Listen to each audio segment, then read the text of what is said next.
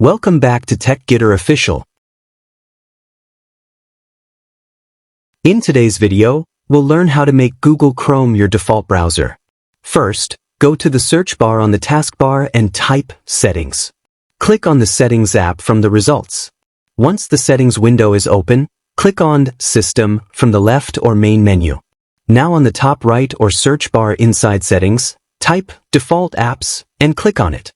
Scroll down a little until you find the section called Web Browser. You'll see a browser name here, like Microsoft Edge or Firefox, which is currently your default. Click on that name. A list will appear. Find and click on Google Chrome. Now your system has set Chrome as your default browser. Let's confirm this inside Chrome itself. Open Google Chrome, click on the three-dot menu in the top right corner, and then click on Settings. On the left panel, click on Default Browser. Here you'll see a message that says, Google Chrome is your default browser. And that's it. You've now successfully made Google Chrome your default browser for all links and web content. Thanks for watching. If this video helped you, make sure to like, share, and subscribe to TechGetter Official.